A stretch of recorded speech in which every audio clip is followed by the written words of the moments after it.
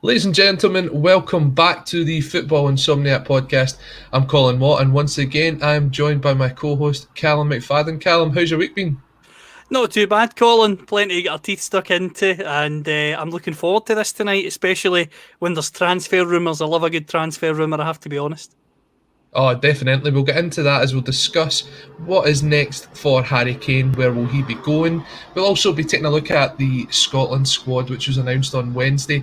Steve Clarke, some noticeable admissions and omissions that we'll go through. We'll also take a look ahead to this weekend's big Scottish Cup final, as well as some of the big games taking part across Europe this weekend. And we'll be joined later on by Tony Haggerty to give our predictions on those. But a big warm welcome if you are joining us this Friday evening. We're live on Facebook, on YouTube, and on Twitter. If you're watching, please leave a thumbs up. That really helps. Get involved in the live chat. Bring your comments in. We'll try and bring them up as we go through the topics. But Callum, I think it's apt to start with something which we'll be seeing for the first time in our lifetimes. It is Scotland at a major tournament.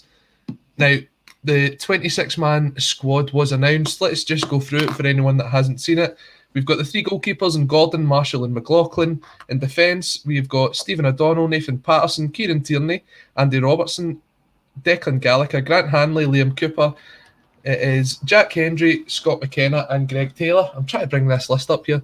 David Turnbull in midfield alongside John McGinn, Stuart Armstrong, Callum McGregor, Billy Gilmore, John Fleck and Scott McTominay. And included within the forward line is Ryan Fraser, James Forrest, Ryan Christie, Che Adams, Lyndon Dykes and Kevin Nisbet. First of all, what was your overall thoughts when the squad was announced? Is there anyone there that looks as if they've been unfairly left out?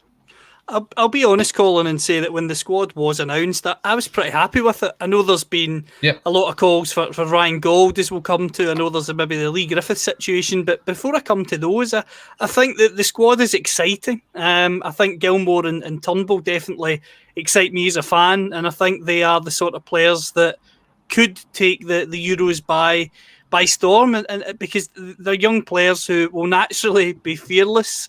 It's very easy potentially for Scotland this summer to sort of be rabbits in the headlights and think, we've not really been here before. Obviously, they have been in the past, but you're talking 22 years ago. There could be a few players that just freeze under that pressure and feel the weight of expectation to do well and not obviously embarrass the nation. So I think those younger players could be very key. Turnbull, from a Celtic point of view, has been very good this season. It'd have been great if he started for Celtic early in the campaign rather than after a quarter of it. Gilmore, I think I would like to have seen him play more. There was obviously talk of a loan move for him in January, but he's got into the team under Thomas Tuchel gradually, and I think if Thomas Tuchel rates you, then that can only be a good sign. Aye, definitely. But in terms of the players being out, I personally would like to have seen Ryan Gold be in. I think he's playing in a top flight in Portugal that's obviously got substantial quality within it. He's got 9 Man of the Match awards. I spoke to Tom Kindert, who runs Portugal, the website out there, and he was talking to me in March about how impressed he was with Galt, the fact that he's out of contract this summer, and in his opinion, the big three in Portugal will be looking at him, as are a few teams in Spain. Granada have been linked. So if you're talking about a player of that quality that's interesting, the big three in Portugal, potentially Granada, who were Europa League quarter-finals this year, then surely you get into the Scotland squad. I think he's someone who could have offered a bit of an X factor, something different. The thing that I could be wrong saying this, and don't shoot the messenger here, but I just think, is there part of Steve Clarke's thinking that says he went on loan to Hibs, I think it was 2 seasons ago. He was on the bench for the majority. He wasn't overly impressive. Obviously, I don't know whether he was fully match fit when he was here for that loan. Is that still in Steve Clarke's head? And maybe it is. Maybe Clarke hasn't watched much of Gold because he is playing in the Portuguese top flight. In my opinion, that's poor if he hasn't. But is it a case of, unfortunately for Gold, he's out of sight and out of mind? I think when you look at it, okay, he came back to Scotland. He didn't have the best of times at Hibs, but I don't think you can put that down to him being excluded from the Scotland squad. I mean, a lot of people's form 2 years ago probably wouldn't have got them into that squad. You're taking a look at guys like Kevin Nisbet, like Lyndon Dykes, that 2 years ago were playing championship football, or even lower. And I'm not talking about the English championship, I'm talking about the Scottish championship. So they would have never even been considered for this. For me, I think Gold is very unlucky to miss out. And I don't know if that is because, as you're saying, Steve Clarke's not had the chance to properly watch him. But if you're playing that well, do you really need somebody to go out and watch the games that he's playing to see where he fits into your squad? You take him anyway. You've got a 26-man squad for that reason. If I look through the squad, who would he have replaced? For me, I think John Fleck's lucky to be in there. I think he's not had a great season for Sheffield United, and I don't know if you put that down to the fact that Sheffield United have been so poor, or if it's just been his performances. It's an easy way to look at things. But I would have probably swapped him out and brought Ryan Gauld in. Looking at the forward line, Lee Griffiths, he must be kicking himself. I mean, this is literally... I'm going to say, I don't think Scotland will qualify for the World Cup. So this is probably his last chance in his professional career to represent his country at a major championships. And he couldn't get himself fit and into that struggling Celtic side to get himself into contention for this squad. And you know, when you get a fit Lee Griffiths, he will score you goals. So when you look at the forward line that you've got there, Che Adams, Dykes, Nisbet, if you get a fully fit Lee Griffiths, he's probably just behind Che Adams in that pecking order. So absolutely, but the one thing I would say on Griffiths, and I'm sure you echo this, Colin, so please don't think I'm having a go at you by saying this, but I'm kind of fed up with hearing about a fit Lee Griffiths, because the ball's been in his court now for a long, long time. And this season at Celtic was a season of opportunity for Lee Griffiths and any of the fringe players to force their way into that squad. Neil Lennon entered the season not playing Turnbull and Sorrow from the start. Eventually, he simply had to play them, he had no choice. Griffiths, in my opinion, never really gave Lennon or even Kennedy, when he's come in, that choice at club level.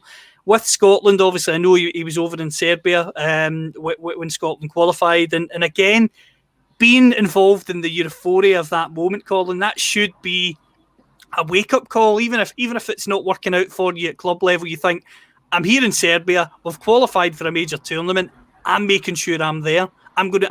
He scored those goals against England famously a couple of years ago. He should be looking to emulate that. Now, you could argue he's not the same player now, but at the same time, he should still be striving for that. And unfortunately for Lee Griffiths, I know he's had his issues off the park, and maybe they've manifested themselves again this season, and obviously we're not privy to that. So if that's the case, then obviously my thoughts are with him. But from the outside looking in, he just looks like a footballer who has had some really good relative success in his career, and he seems to have just hit a downward slope. And I think it is sad, because he's a natural finisher, as you've said, Colin. And I remember last year, before Lyndon Dykes got into the squad, everyone was saying it's just a matter of getting Griffiths fit and he'll lead Scotland. Yep. Now he's not even in the equation, and I think that's quite sad. But at the same time, I think Lee's got a lot of sort of owning up to do with that, because he's simply not forced his way into the club side. And with Scotland, as I just said, I mean, he's not even in the equation now, and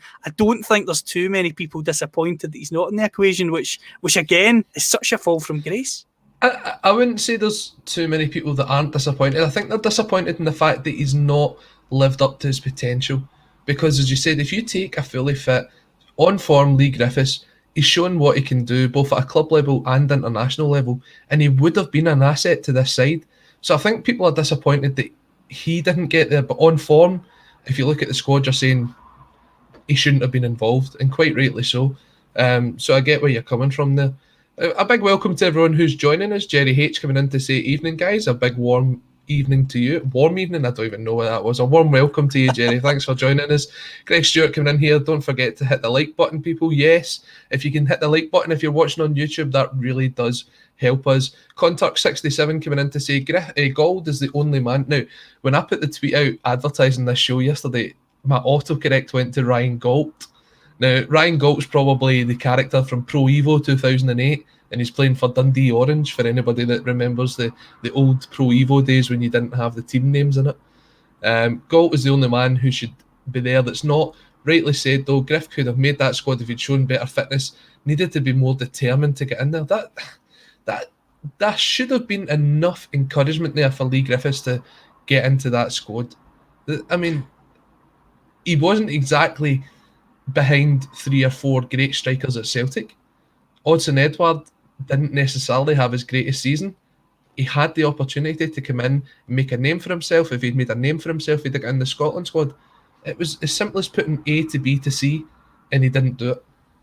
I think in terms of the club point of view, Colin, and again, he might have been injured at the time, so feel free to correct me, but when Patrick Kamala started the Glasgow Derby match, that told you everything you needed to know about Lee Griffiths. You know, he's a natural goal scorer. He's someone who has shown in that particular fixture and many fixtures in Europe, obviously the goal against Anderlecht and domestically for a number of years, that if he is fit, he can score goals. And the fact he wasn't trusted in that game and an unknown as such at the time is thrown in ahead of him, I think, put the writing on the wall. And as I said earlier, I think him being in Serbia, I thought, right, he's there, he's caught up in the euphoria, and anyone, I mean, if you or I were there, Colin, right, we'd be thinking to ourselves, we've got a chance of going this summer. We can go and force our way in. Even if we're on the bench, we can still force our way in and we might make an impact. But the fact that it's never really got going, and you're talking arguably now 2 seasons of it not really getting going, it's quite a sad point in his career, because he is undoubtedly a top finisher. He is undoubtedly a player that can have big moments. We know he's got a really good free kick taking prowess, and he's someone that I think he needs a fresh start. And maybe his argument will be in a year's time, if he gets a fresh start, that maybe it came a bit too late. But at the same time, he's got to look at himself, because this was a massive opportunity at club and country, and he's not taking any of them. It was just really quite sad when you consider his talent. Yeah, and instead of looking at people that won't be there this summer, let's take a look to the ones that will. And there's there's quite a few players coming in there that don't have a lot of international experience, including quite a few debutants. We're looking at Nathan Patterson and David Turnbull amongst those, Billy Gilmore, as we've just mentioned. How important is it to have that right balance within the squad? We're seeing guys that are coming in here with maybe 3-4 caps alongside guys that are debutants, but then you've got guys like Craig Gordon and David Marshall, guys that have been a mainstay within the Scotland team for the last decade or so. Kieran Tierney, Andy Robertson, although still young, have got that experience in there as well. They're going to be able to guide these players into a tournament, and despite the fact that none of the players have actually played at a major tournament before, just having that experience of being in the national team and being in and around the setup, that's surely going to help build this squad together. No, absolutely, Colin, and I think Steve Clarke will be looking at the players that have played Champions League football. Andrew Robertson, of course, has won the Champions League. I think he'll be looking at those players that have played in the biggest stage of club football, and basically maybe leading on that kind of experience with the younger players, because although they've not played at an international tournament, they've still played at a very, very high level domestically and, of course, at European level. So I think that's something that he'll definitely be leaning on. In terms of the younger players, also I've talked about Turnbull, I've talked about Gilmore. I think Patterson is someone who really excites me. I'm brutally honest in the sense that I think Stephen O'Donnell's a steady Scottish Premiership right back. I think the fact that when he left Kilmarnock, he talked about getting a big move and it didn't happen, probably summed up the reality for Stephen. As I say, I think he's a steady Premiership player in Scotland, and there's nothing to be ashamed of there. It's far more than I ever got to in most journalists, etc. So I think he's definitely the career that he can be proud of, and this is really the icing in the cake for him to represent his country at a major tournament. But Patterson is someone that I think this summer can push him, and I think he'll show that when he trains with the Scotland squad. He's played just over a dozen games at Rangers, and I think he's someone who gives Steven Gerrard a real problem for next season, because I think he's someone that could force his way into that position. And for Scotland, it can only be a good thing that you've got a young fullback on the right side coming through, because we've talked about Tierney, we've talked about Robertson, Barry Douglas has obviously been playing down south, you've got Greg Taylor. Obviously all those players aren't at the same level.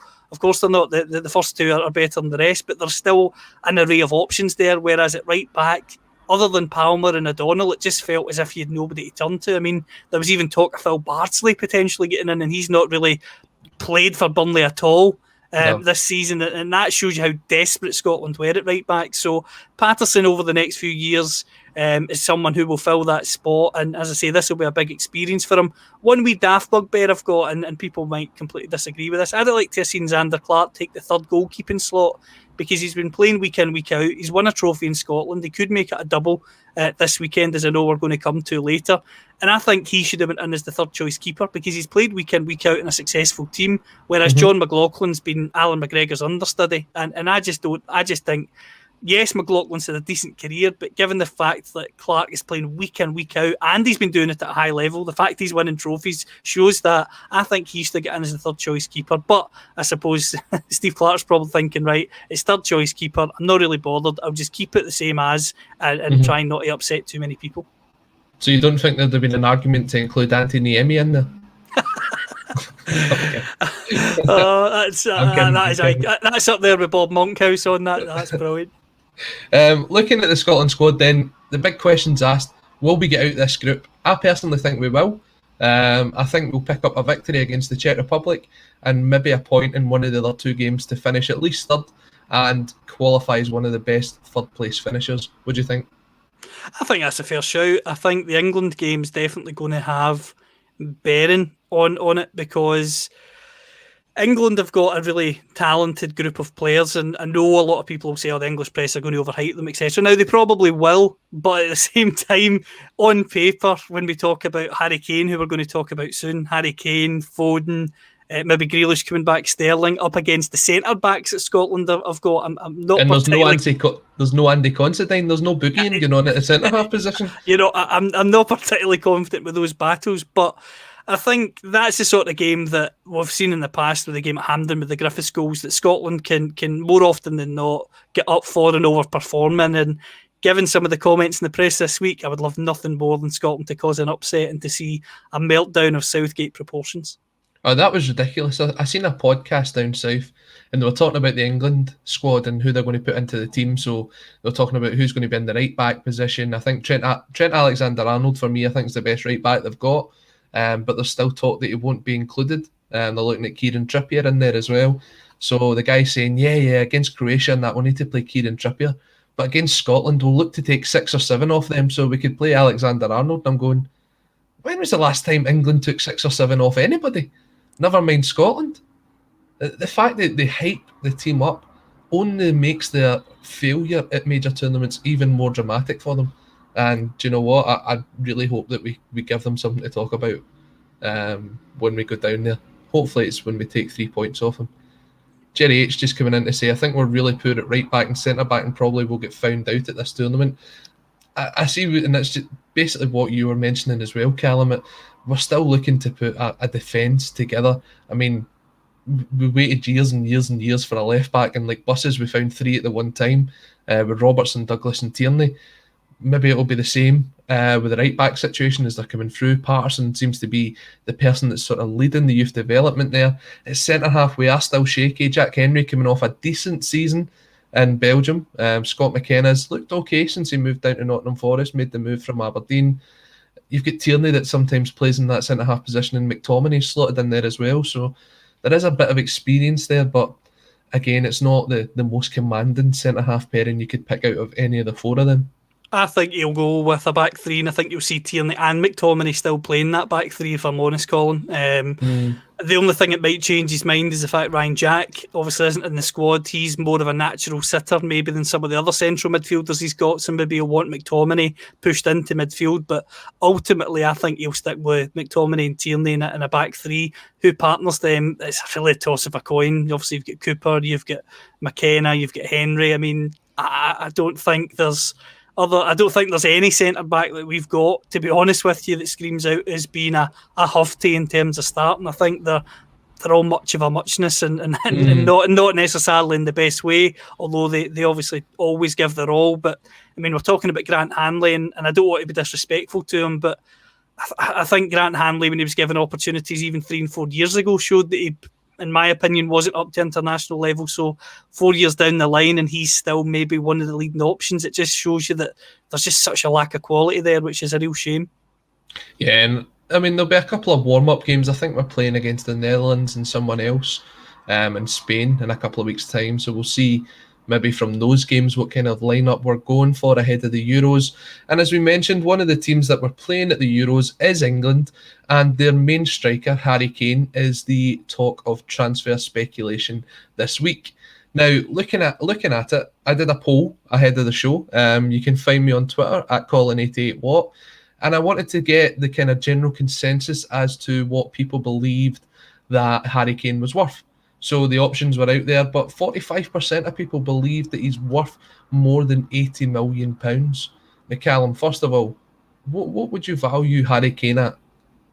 I agree with the poll. I think in the current marketplace, given the goals that he scores and what he brings to a team, I think if he was to move on, then it would be more than £80 million. Obviously, in the landscape with the pandemic, then that might change. But I know people talk about footballers being overpriced. I completely agree with you. But if you're considering Coutinho went for 140 million, I think Kane's output for Tottenham in recent years, I mean, they got to a Champions League final with him playing.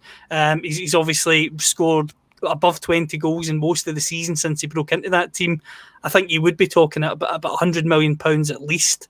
In the COVID situation, will Daniel Levy potentially bring that down and maybe try and get a player in return? I don't quite know, but definitely above 80 million for sure in the current market. And again, people might come in the comments and say, "Oh, it's nonsense. None of them are worth that."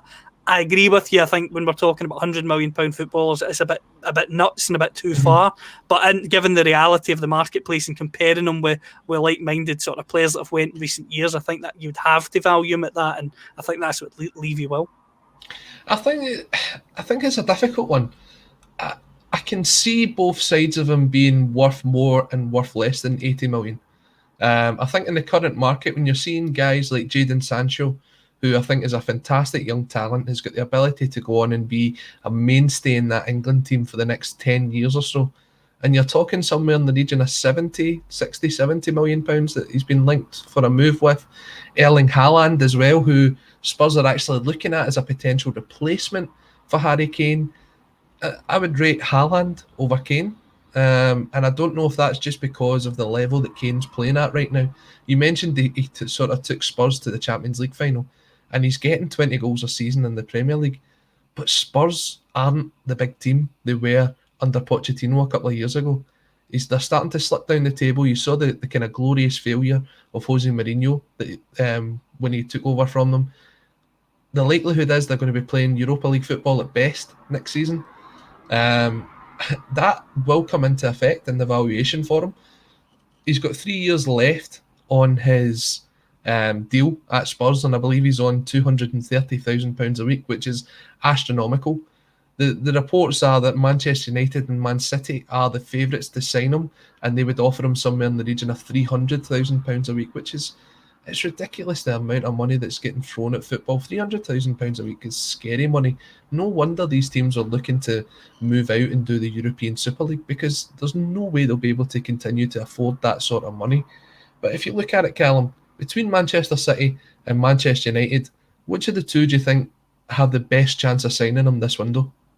I think you would have to say Manchester City, in the sense that Kane has he's done an interview with Gary Neville this week, and he's talked about finishing his career with no regrets. He's talked about wanting to win the biggest prizes. He's talked about wanting to play regularly in the Champions League. And although I think both United and City can offer him playing pretty much regularly in the Champions League, albeit maybe United might miss a year every 3 or 4, I think you have to look at it and say if he wants to win the biggest prizes in football at this moment, he should go to Manchester City. Pep Guardiola obviously he's won, I think, what's that now, 3 Premier League titles in 4 years or 5 years. He's obviously won all of the domestic cups more than once. He's in a situation where he could win the Champions League, and I think if you're Kane, you're looking at it and saying, do I want to go to City and have pretty much, you would think, as close to a guarantee as possible in football, or do you want to go to United, where the pressure, like it is at Spurs, is going to be on you to take them to that level? It reminds me of Robin van Persie in 2012 when he made a move. It was City or United, and I think United will be maybe saying to Kane, look what Van Persie did. Come here, be the talisman, win the title. You'll get so much credit. You'll be an icon even in that one season. Yeah, for getting the title back after a period of time. This is the moment to do it. But if you're Kane, I think you have to look at this from a selfish point of view and say, who gives me the best chance of sustained success? And you would have to say Guardiola and City compared to United and Solskjaer. Because if United don't win a trophy in 12 months, I don't think Solskjaer can keep his job no matter how much of a legend he is. Whereas even if City have a bit of a dip, Guardiola will still be there. And I think if they had a wee dip, they would come again. Are you surprised that there's not more interest coming from continental Europe for him?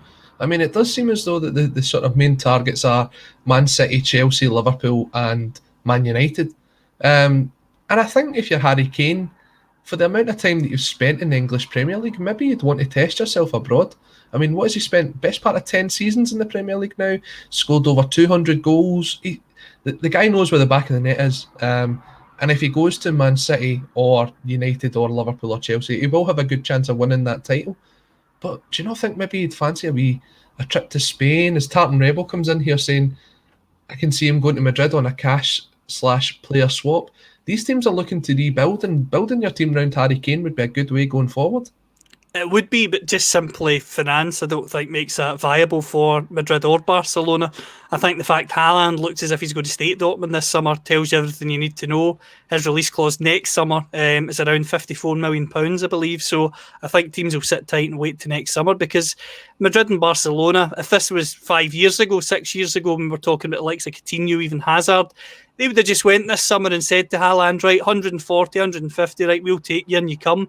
Whereas that's not really the case at the moment. Barcelona and Madrid are still pushing the Super League with Juventus, even though everyone else has left that party, because they're in such dire need. So I don't think that is viable. I think in years gone by, cash and player might have interested Spurs, but when you look at Madrid's current team, who could you really feasibly send in return? Bale's aging, he's been on loan, he's not pulled up trees. Benzema, I don't think would even want to go. No. Again, he's aging.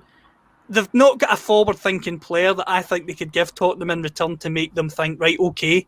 Manchester City potentially could. They could offer maybe a Gabriel Jesus. United could potentially offer an Anthony Martial. Chelsea could even offer a Timo Werner or a Tammy Abraham. I'm not saying they're the same level, but they've got options to throw at Tottenham, whereas I don't think Madrid do. And again, even the options that Barcelona have got in terms of Griezmann, would he want to go to Spurs? No. Absolutely not. So I think it comes down to money in that regard. And I think ultimately Alan Shearer's record calling is probably playing in his mind. It would be great to go and maybe win 2 or 3 La Ligas and maybe a Champions League with a Madrid or Barcelona.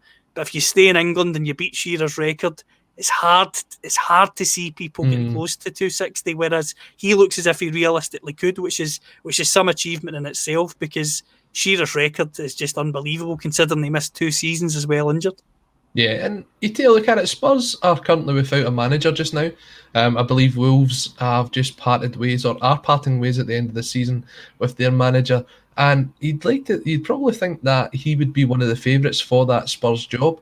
Do you think it will come down to who Spurs bring in as a new manager that will decide whether Kane stays or goes? If they bring in a big name, would it encourage him to stay, that he might actually have the chance of getting the success he's craving at Spurs, or is it already in his mind that he's gone? I think when you look at Spurs, Colin, even if they bring in Nuno, is Nuno enough of a name to make Kane stand up and think he's going to deliver a Premier League or a major trophy for me in the next 3 years? I don't quite think so. I don't think Spurs was a viable option for any of the bigger names in management this summer. Obviously, Nagelsmann's went to Bayern Munich, and when you look at it, you just think to yourself, would you back yourself with that current Spurs team? A club that's got the most debt in English football, even bigger than Manchester United due to the stadium. Would you want to go in there and try and take them on at this moment? I think it's going to be a massive rebuild for Spurs, and I don't see Spurs getting in the top 4 in the next 3 or 4 years, if I'm honest with you, because Liverpool are going to get stronger than they were this season. I think United, City will invest, Chelsea will as well. Arsenal, I know they're behind Spurs at this moment in time, but they've surely got to start getting better. And with Leicester, if Brendan Rodgers stays at Leicester, I don't see them suddenly just dropping off. I think they'll add a couple of players and they might be able to stay in and around that 5th and 6th, which to be honest with you, might put Spurs' noses out of joint, because they don't seem to have the firepower, especially if Kane goes to compete. So I don't think the manager will sway it, because I don't think they're going to be bringing in someone with enough of a personal pull to make them stand up and take notice. I think the main man who's going to keep him at Spurs, though, is Daniel Levy, because, as one of the comments says there, Mirafchik25, there is no way Levy's taking any less than 100, 120 million pounds. if Levy has to upset Kane and keep him another season, I think he will, because he's shown with Bale in Madrid that he will keep waiting and waiting and waiting until the money comes in. And I've spoken to Jonathan Barnett in the past, and he said that deal in particular was a nightmare because everything was agreed, obviously, in terms of wages, etc., where he was going to live, but it just needed Daniel Levy to press the button and let the deal happen, and he held off until he was happy. And I think this will be the same this summer.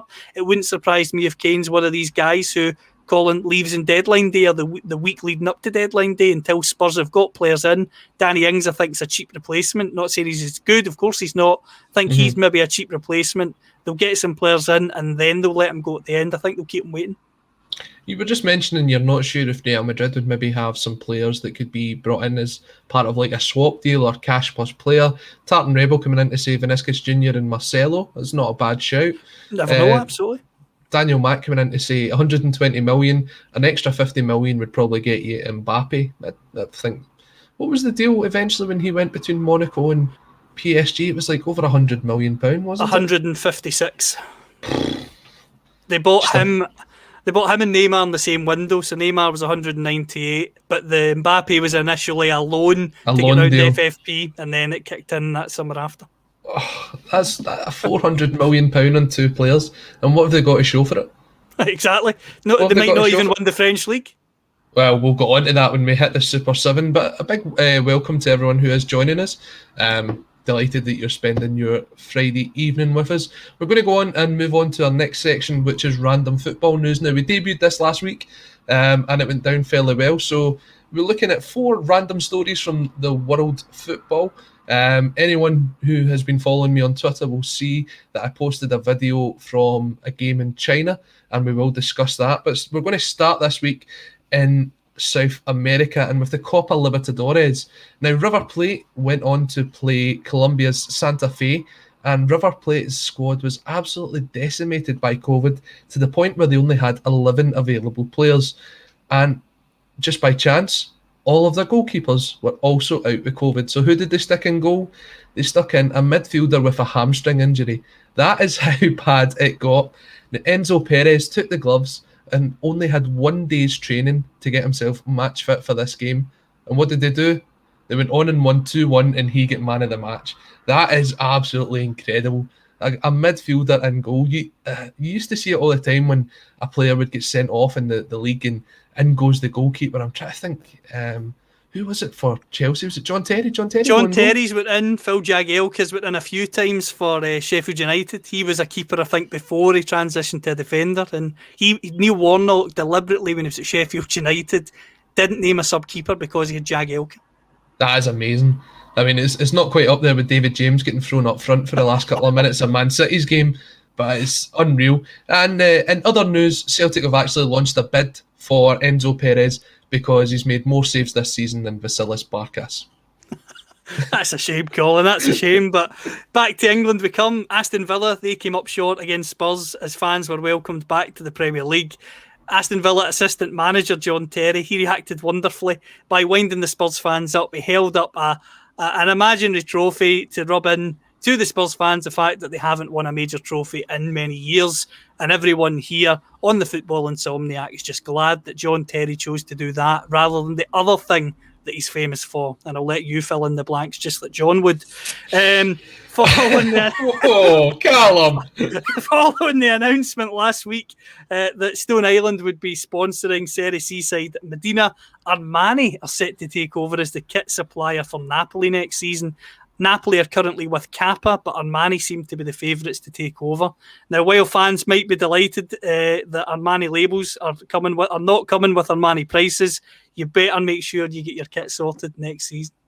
That's going to cost an absolute fortune if Armani's the sponsor. You'll be talking about £300-400 just for a home top. I'm sure they'll be delighted to have such a big name. But finally, what you've all been waiting for, the video that is currently circulating social media, which claims that Chinese club Zibu Kuju, easier said when it's written down, forced their manager to play the owner's overweight son in a Chinese league game. And unfortunately, us here at the Football Insomniac are here to fact check that. That is not true. It's worse. It's absolutely worse. The video is actually a League Two game from China, and it is Jilin Bajaya and the owner Zhang Gongan, and that is him. He is the owner of that team, and he played himself in a League Two Chinese match back in 2019. Now, I mean, ironically, Chinese whispers, and you see all the stories getting passed around about what that video actually was, but that was the owner himself playing in that League Two game, and they did actually go on to lose that. They were already relegated. He threw himself on because he's thrown enough money at it. So, yeah, we can fact check. It's not true. It's not the owner's son. It's the owner, which makes it probably a hell of a lot worse. And as well, Chris Boyd, you can rest easy. That video is not doctored. That wasn't your last performance in a Kelly shirt, son. Oh, brilliant. Well, that is the random football news around the world this week. But, I mean, Callum, that story grew arms and legs. I mean, at one point it was all over the back pages of some of the papers. It was incredible. And it's just some of the stories you hear with owners in football. I mean, some of them, one of my favourite stories tend to come from non-league in England, because you get some absolute characters. Like the guy Glenn Tamplin bought Billericay Town. Yep. He made himself manager, then he sacked himself as manager, then he fell out with the club, so he goes and buys another club in Romford, arrives in day one, sacks their manager, makes himself the manager and brings 15 players with him. Just some of the stories are just absolutely nuts. And Scottish football, as you and I know, Colin, is weird and it's wonderful. So who knows what we'll see next season? Maybe if Kelly go down, Billy will fancy himself to fire them back from the Championship. That was a terrible game the other night. I don't know how Kilmarnock have still kept themselves in that tie. But we'll talk about that in a minute once we bring up some of the comments. Moravchik25 coming in to say Enzo Perez was only 5'9" in goal. That's outstanding. I mean, yes, he conceded, but they beat Santa Fe. They got the points in the Copa Libertadores, so congratulations to them. Jerry Ramsey coming in to say 56. No, I don't think the owner was 56. I think he was slightly younger than that, and I'm sure that's what you're talking about. But looking ahead to the weekend's games, we have the Scottish Cup final. It is the 136th Scottish Cup final between Hibs and St Johnstone. St Johnstone looking for the first trophy since 2013-14 in the Scottish Cup. Hibs since 2015-16. Callum, we're going to discuss the route to the final in a second, but up front, who's winning this match? I think the team that will win the match, will be Hibs. I know I said a few weeks ago that I didn't think Hibs would get to the final, but I think the fact they're here now, I would make them favourites for a couple of reasons. One, they've been stronger in the league over 38 games, which is evidence in itself. But secondly, I also think they will win this match because St Johnstone have had some really tricky situations with COVID in recent weeks, and I think that's something that has to be taken into account. It's an absolute nightmare for any game, never mind the cup final, that you've got some complications there. So I think Callum Davidson will be trying to use that as siege mentality. I think he will basically be saying to his players, look, we've had disappointments with this COVID situation. People are writing us off. Let's go out and show them that even though we've got a few missing, we can do this. But Hibs, for me, have to get the job done. All the pressure is on them. I've read a few reports this week that Martin Boyle and Jackson Irvine are potentially considering swapping Hibs for Aberdeen, which would be a hammer blow for Jack Ross. I think Irvine's out of contract, albeit Boyle, I think, has got a release clause of £500,000. So you would think winning the Scottish Cup could go some way to keeping those players at the club. They're players that obviously have played well this season. Joe Newell's impressed me for Hibs as well. Josh Doig is the subject of a bid from Watford in the Premier League, the young left back. So I think Hibs are a team that have been good this season. They are a side that will be favourites on the day, and I think Jack Ross simply has to win this, Colin. He had two big opportunities at Sunderland to win at a packed Wembley, failed in both occasions. I know that we're going to come to fans and the fact that they won't be there, but I think this is an opportunity he has to take, because more often than not, you'd be facing maybe a Celtic, a Rangers and an Aberdeen in a cup final. He's got St Johnstone, albeit at St Johnstone that are obviously on the up, and they're doing well, having won the League Cup this season. But he has to get this job done, Colin, with the players at his disposal, surely. You would think so. I mean, you would think Hibs go in there as the sort of favourites for this final, but I don't think you can write St Johnstone off. I think they've managed to come back, and despite the adversity, they've done extremely well this season. Callum Davidson has been a fantastic addition as manager for them this year. And I think if he goes on and wins both of them, I know Steven Gerrard's already won one of the managers of the year, but he's got to be up there as a favourite for that, for the awards that haven't been announced yet. Taking a look at the route to the final for both teams, St Johnstone came through a 1-0 victory over Dundee in the third round, where Zander Clarke, a player that you mentioned earlier, Callum, saved a penalty. They then beat Clyde 2-0. They beat Rangers on penalty after Zander Clarke once again was the hero, coming up and almost scoring from the corner. And then the 2-1 victory over St Mirren in the semi-finals. Hibs, they've had a bit of a slightly easier run, beating Queen of the South away 3-1 and then beating Stranraer 4-0. They beat Motherwell on penalties, which was a game that Motherwell really came back into out of nowhere. Hibs were 2-0 up, and then it was almost the Tony Watt show.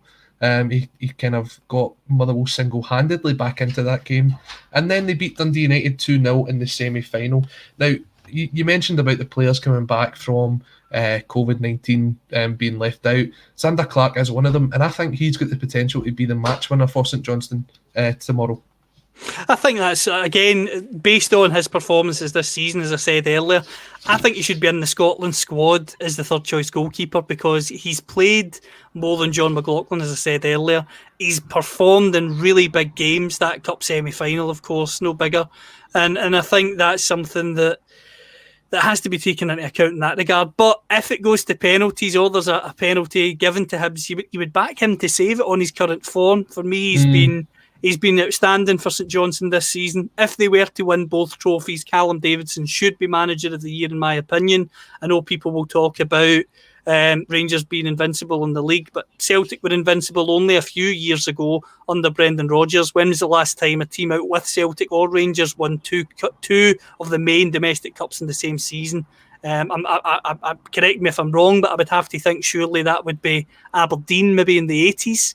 I could be wrong with that, but same side out with Celtic and Rangers winning both cups. So I think if you take that into account, it would have to be Callum Davidson. And although I'm saying that I think Hibs will win, and I've predicted Hibs to win, if you ask me who I want to win, it would be St Johnstone, because I just think that story would be a phenomenal story. I mean, if you said to St Johnstone fans at the start of the season, Tommy Wright's left, your most legendary manager, he brought you your first and only major trophy.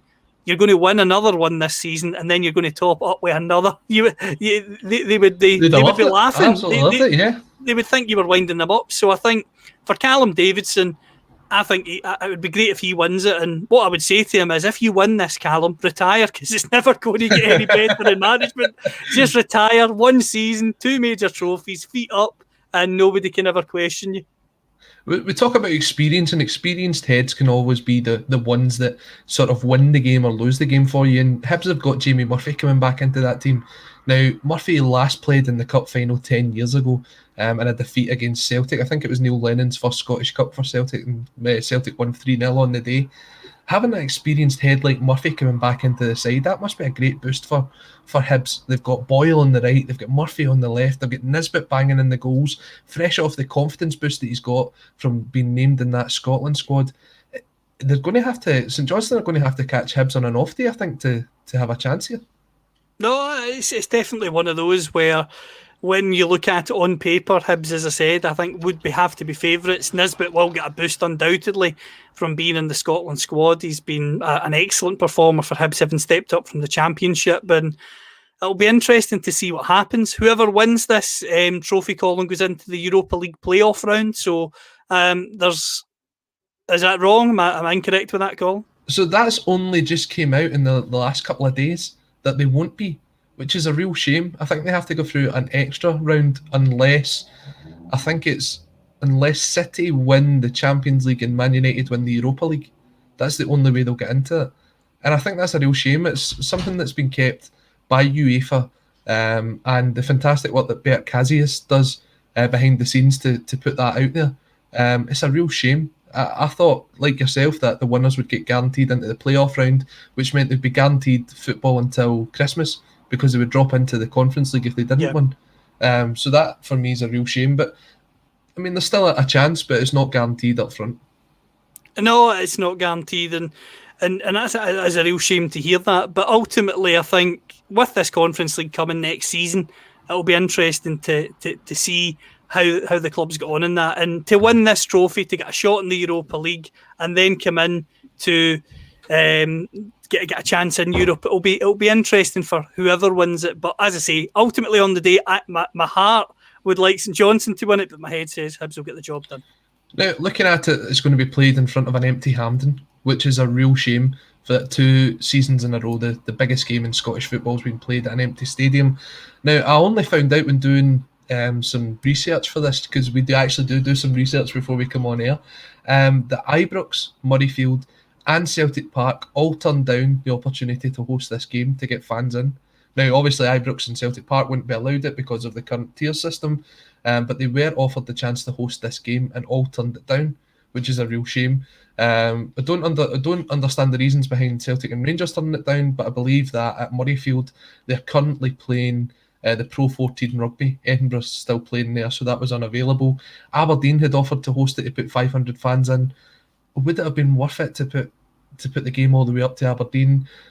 I guess it's not so much a jaunt for St Johnstone and for Hibs, but it does take it away from what has kind of traditionally been the game at the National Stadium. So it probably would have been good to get the 500 fans in, to be honest. And it's good to see fans are coming back into the stadium. Watched the FA Cup final last week, and even seeing 21,000 in there, it almost felt as if the stadium was full.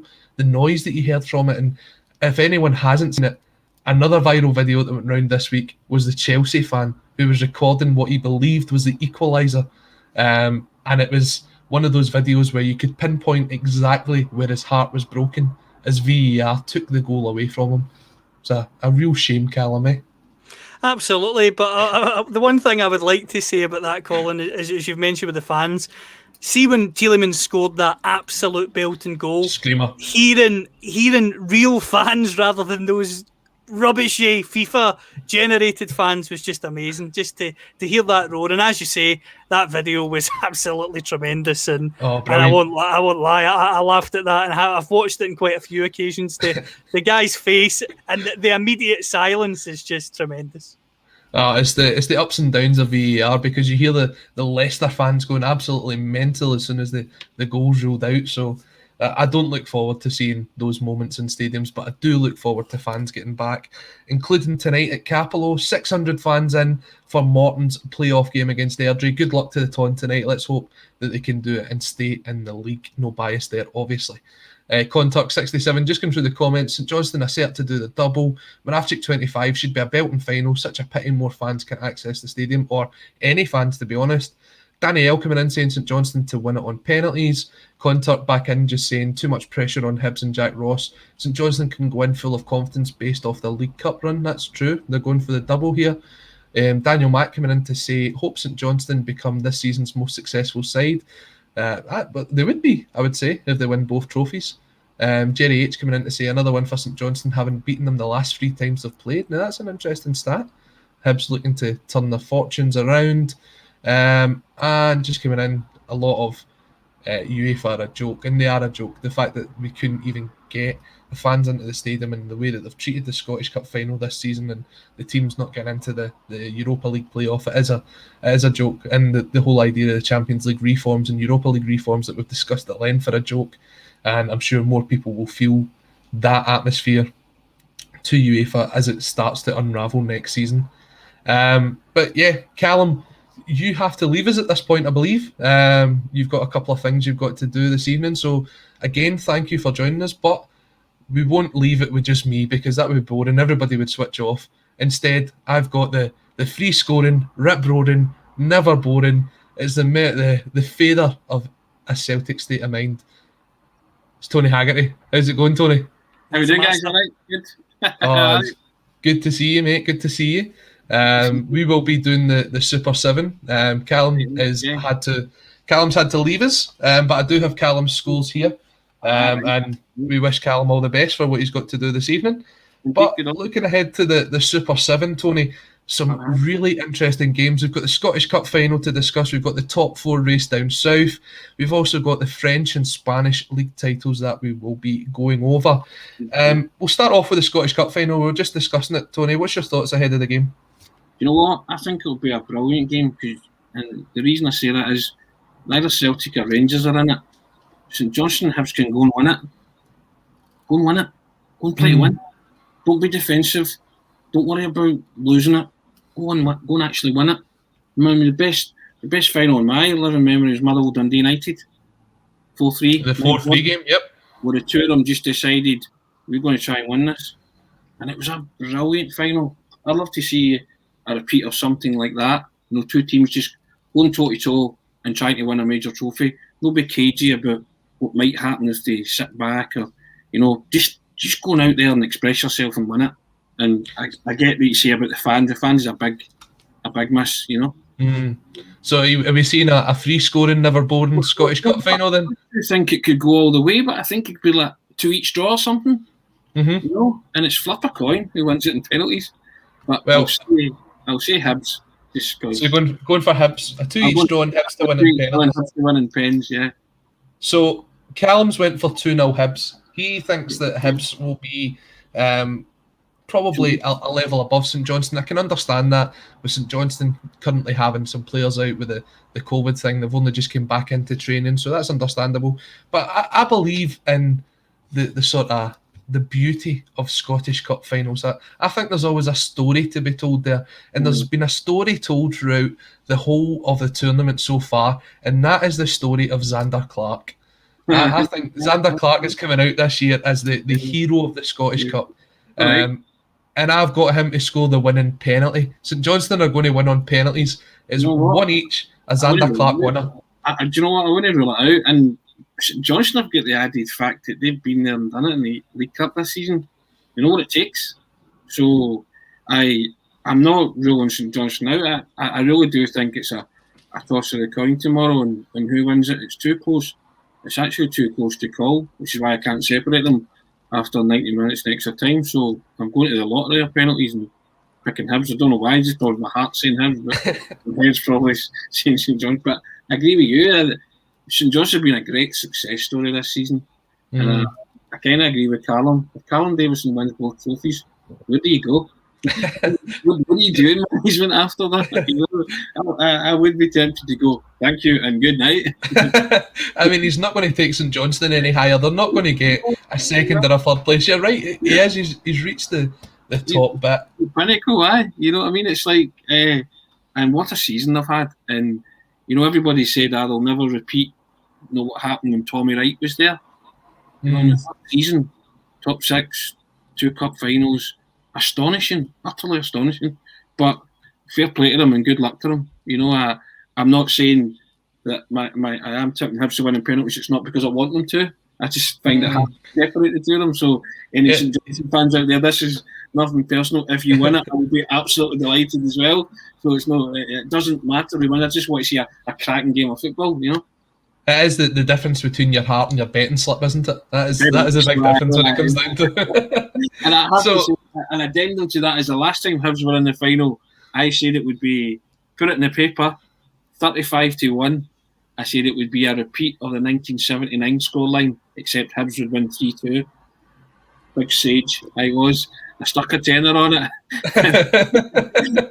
And all the high bees have loved you ever since. And I was in the overspill beside the Rangers fans, so I was sitting there like that, and one of the fellow Jones like, "Your bet's up, your bet's up," and all the Rangers fans were shuffling out, and I was just like, "Keep your shape, yeah, I get that.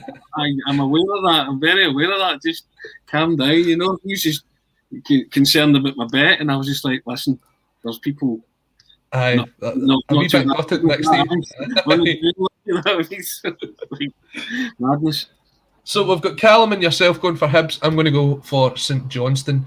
And best of luck to both teams ahead of tomorrow's big game. It is live on BBC Scotland, not BBC One Scotland, BBC Scotland, and on the Premier Sports channels. Looking down south, Tony, there's the league's been wrapped up, the relegation's wrapped up, but there is one spot in the Champions League still open. 2 spots and 3 teams going for it. First up, we've got Liverpool at home to Crystal Palace. Roy Hodgson's last game before he retires, obviously a former manager of Liverpool.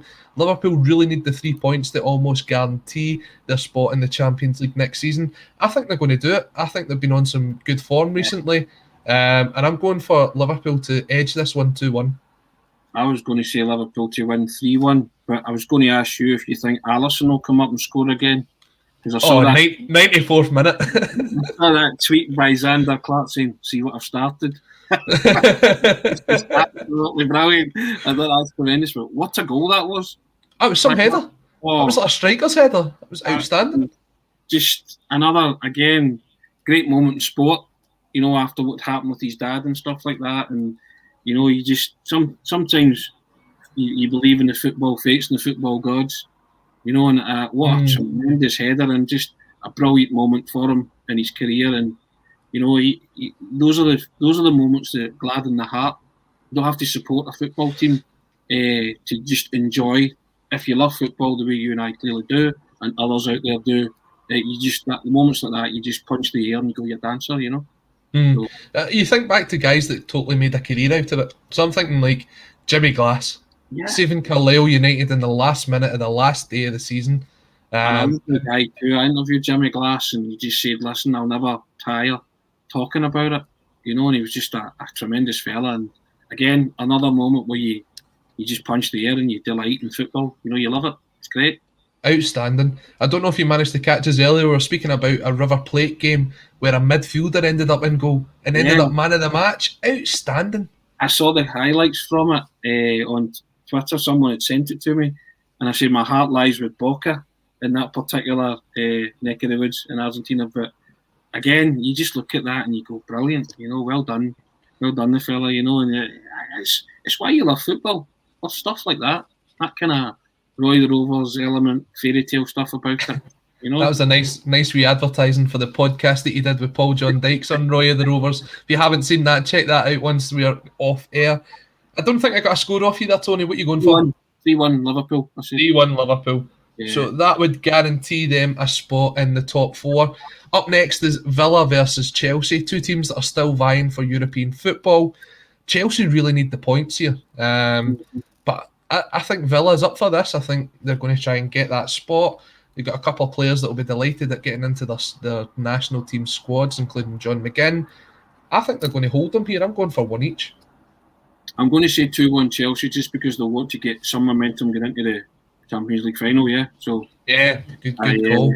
You know, and he might play a team that he thinks is similar to the one that might shape up against Man City in the final. He might want that continuity. So I think he'll maybe try and go for it there. I'll say 2-1 to Chelsea. Could be wrong. We're a total shadow team and rest all his big guns, you know. It was I forgot to say Callum's result for the Liverpool Palace game. He's went for 2 each. And I think he's got the same mindset as Daniel Mick here, who comes in to say Roy Hodgson will get revenge for Liverpool ruining his career. So, I mean, if it's 2 each... Twice in the same game? Probably not. Probably not. But if it's Roy Hodgson's last game, then who knows? Indeed. He's also went for Chelsea to win 4-2 here. So he thinks there's a high-scoring game to be had. And I can kind of see that. I think Chelsea, when they are on form, certainly know their way to go. But they've also got that frailty at the back as well. So I could definitely see that happening. But if that stands and we've got a win for Liverpool and a win for Chelsea, that means this next game sort of has less relativity, and it's Leicester versus Spurs. Now, Leicester really need the 3 points, and they need some other teams to slip up to get into that top four. Looks as if for 2 years in a row, Brendan Rodgers' side could miss out on the Champions League. Spurs, another team that are kind of in a transition at the minute. We're speaking about Harry Kane and where he'll be going next year. It could be potentially his last game for the club. I think he'll score, but I think Leicester will score twice. I'm going for a 2-1 Leicester victory. I'm going Desmond 2-2. Ooh. 2 each. Yeah. So that means your top four would end up with Chelsea in third, Liverpool in fourth, and Leicester in fifth. Leicester must be absolutely kicking themselves that they've got themselves into this scenario, because only as much as 3-4 weeks ago it looked as if they were almost guaranteed that Champions League spot. Yeah, and you know, and would they have taken money in the FA Cup? They say the Champions League entry. I don't think so. You know, so I just think the league form's dipped at a crucial period in the season. And as you say, they'll see it as a huge missed opportunity to grab a top four spot. And when you're left relying on others, it's never a good situation to be in. So and I think they've let that slip through their fingers, to be honest. I guess they've got that comfort that they're falling back into a Europa League spot, having won the FA Cup, which, depending on the league position. But, I mean, they were aiming higher. They've got ambitions of being a Champions League team, so that will be a bit of a slap in the face for them. But I would the caveat saying that if they go into the Europa League, I think they could be one of the favourites to win it. If they take it seriously. I think they came up short against, was it Slavia Prague this year? Yeah, so... I really do. I think he's building something there. And if it is the Europa League, then I think they might take that seriously and potentially they could go all the way. We've got 3 games left on the Super 7 and we are heading across the English Channel and into the French title race. Now, this is picking up. Lille had the chance to basically go and wrap it up last weekend. They came up short with a draw. They face a game away to Angers. Now, Lille are going for their first league title since 2011. They're 1 point ahead of PSG, so they know what they need to do. They need to get the 3 points. PSG are away to 16th side Brest. I think that's how it's pronounced, unless there's a French pronunciation of that. But that's a side that's also battling the relegation as well, so that'll be a tough game for PSG. Lille, it's in their hands. I think they'll scrape it, but I think it's 1-0. 1-0 Lille. I think I'm thinking the same 1 or 2-0. I'm just trying to. I'll say 2-0. So that, but I think they'll do it. I mean, what a season they've had to keep PSG at arm's length, and you would say to any team, if you can come out and top over PSG, then you deserve it. So they've got 90 minutes to prove that and show that the season doesn't come to nothing. They do all that effort all through the season. And to lose it in the last game would be heartbreaking. You just expect PSG to win the title every year. So to see Lille up there, it's actually quite refreshing.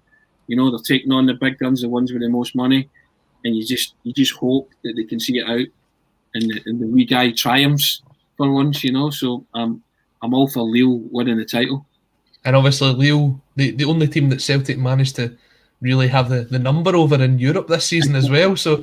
Does that mean that Celtic are as good as the Ligue 1 champions, if that's the case? No, it doesn't. It doesn't.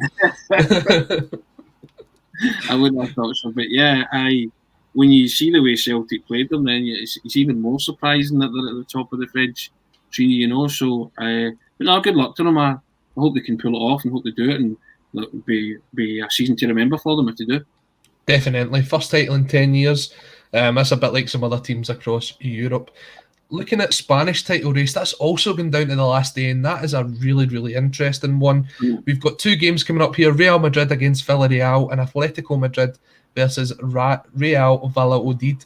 Now, let's start with Real Madrid. They're coming up against a Villarreal side who are pushing for a European spot. I actually watched a bit of their game last week. They played against Sevilla and beat them 4-0. Now, Sevilla are no mugs, and Villarreal totally played them off the park. Carlos Bacca got a hat-trick.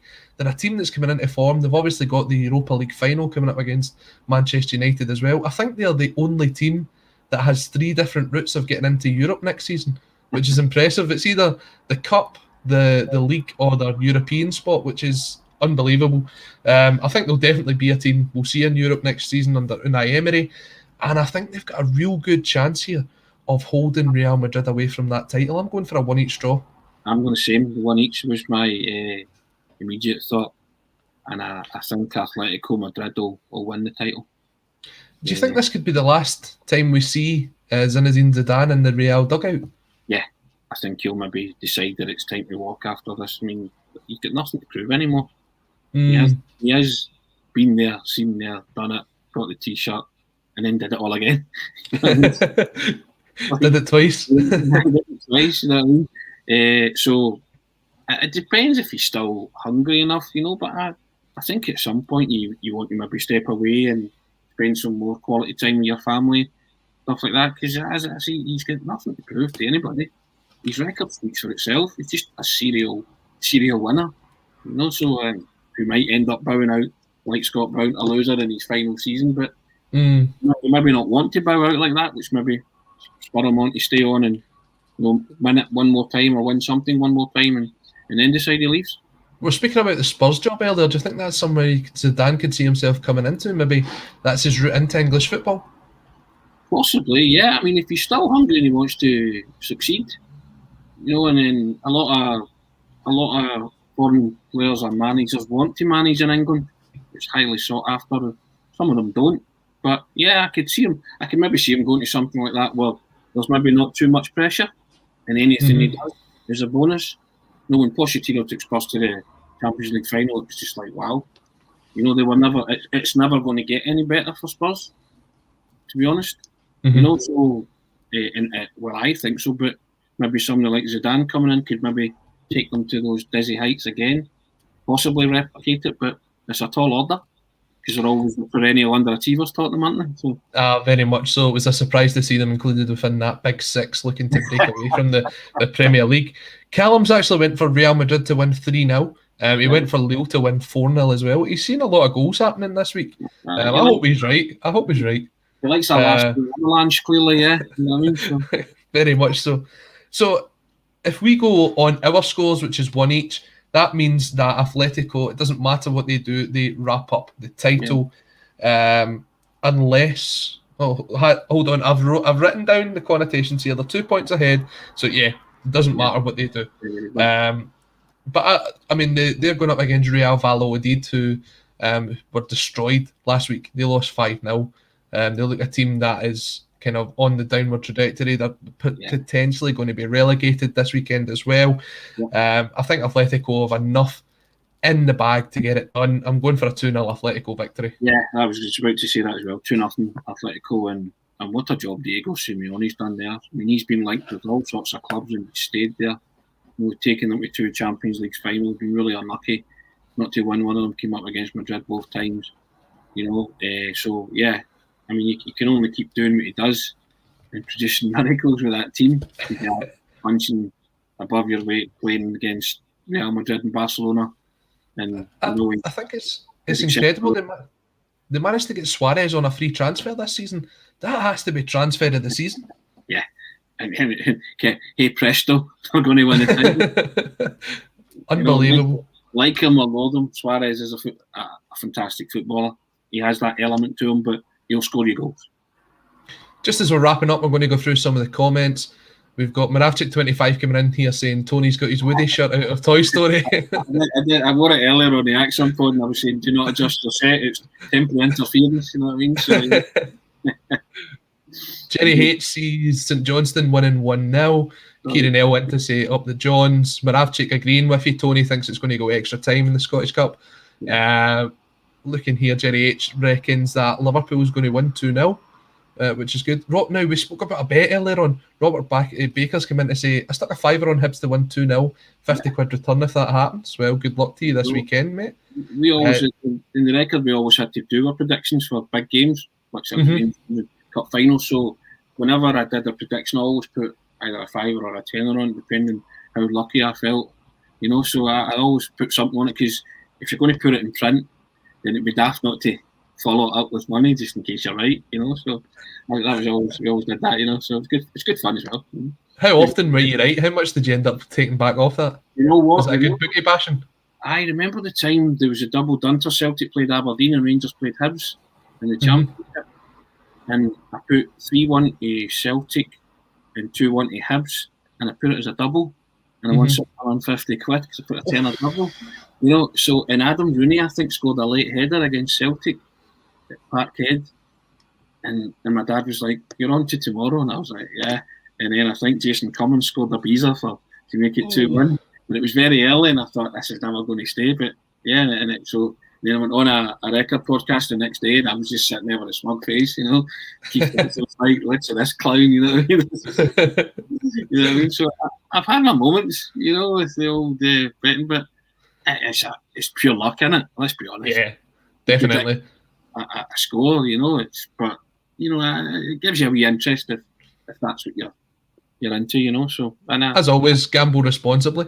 The Dude Abide comes in to say Ryan Gold should have been picked. That's what we were talking about earlier on about the Scotland squad. Just as we wrap up, Tony, what do you think? Is Ryan Gold someone that's disappointed not to be in that Euro 2021 squad? Without a doubt. If you've been watching Ryan Gold for the past season and a half, I say it, if you're going to sign someone, he's a person of interest.